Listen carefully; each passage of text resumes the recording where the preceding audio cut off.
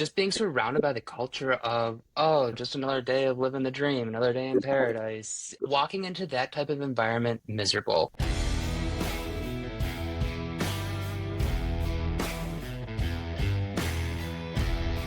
This is Unlawful.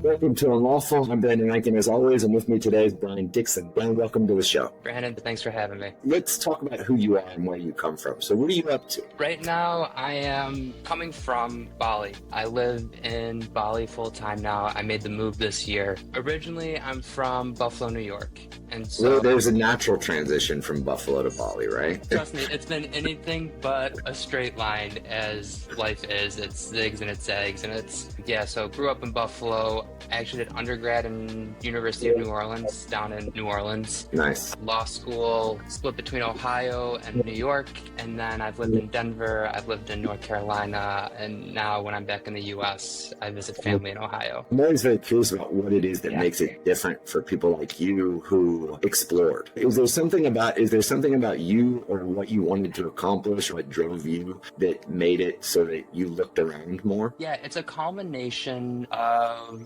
my life to that point. And I know that sounds right. Can I get any more vague? I've always been an incredibly curious human being about the world. I grew up on the track to law. I'm a third generation, so I've known nothing else but the law my entire life. Gotcha. And so I think it was the curiosity to see the world. It was a curiosity to do something different. And I needed space to find my place in the law, in the world. And so growing up in Buffalo, it's a very small town feel. And I just needed to get out. I needed some separation, to be honest. I'm not sure I can imagine a culture much different from Buffalo than New Orleans. Like, that was a big jump, right? Huge jump.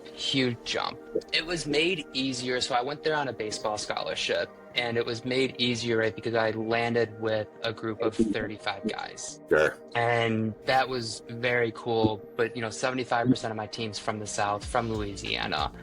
And I went from eating chicken wings to eating Cajun food and enjoying Bourbon Street and immersing yourself in a culture that embraces voodoo, it was the first time I walked into a store, Brandon, and I was the minority.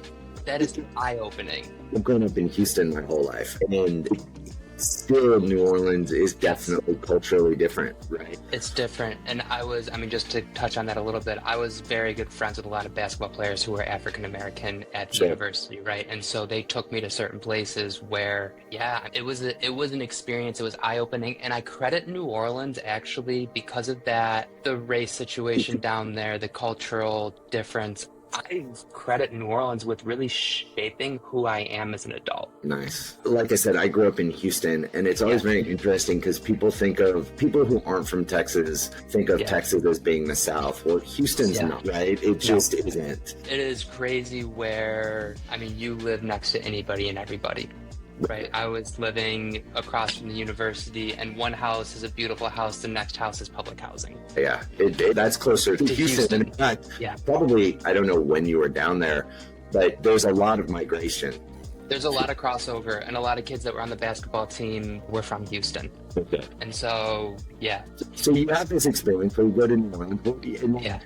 Where do you go next? I went back home. I started indoor sales, which was cold calling 200 to 300 people a day. And that is as soul-sucking and as miserable as it sounds. I agree, but also like a really difficult and good experience. I love it when people do other things to make them realize that you can't just pretend that being a lawyer is like the worst and hardest thing to do in life. No, and I think you'll appreciate this, right? I grew up early age wanting to be a lawyer because third generation, grandfather, father, uncle. But it was really interesting throughout my teens and undergrad, and even when I was in law school, I would meet my dad's peers at the gym or whatever. Oh, what are you doing? What do you want to do? I want to be a lawyer.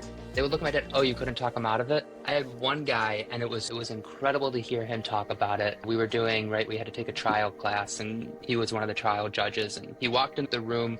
First day, he goes, "This is not about your trial advocacy. This is not a lesson." He said, "This is a rant about the culture of lawyers."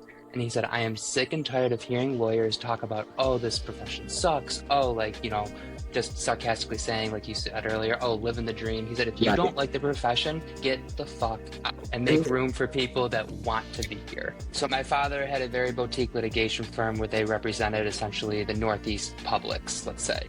Whenever they got sued, they were the litigation firm. His two partners retired, so he sold his files to another firm and then joined them as of counsel. Gotcha. And so I went and worked for that. It was a small 7 to 8 person boutique firm, a 7 to 8 lawyer firm plus the admin staff. And so that's where I spent my 7 months in a law firm. So you were there for 7 months and then you decided to just run away to Bali. Oh no, man! I wish it was that. I wish it was that straightforward. I took 2 weeks off from my freelance business and I went and volunteered in Ukraine at an animal rescue shelter. And then that's where I think I probably had, to steal your thunder, but my like unlawful moment. Let's hear unlawful moment. Because I was very disillusioned with law, and I was like, I'll never find my place in it. What's the source of your disillusionment, if you can pinpoint it? I think a couple of things. One, just being surrounded by the culture of, oh, just another day of living the dream, another day in paradise. Walking into that type of environment, miserable. I'll never forget one day either. I was always a super early bird at my law firm, 6 a.m., 6:15, beat the phones, beat everything. I think that's probably standard in big law, but in a smaller firm wasn't the norm. Everybody else got there 9:30 or 10. And I left, I think at 4 one day, and the partner looked at me and he just goes, where the fuck are you going, Dixon? I'm going home, man.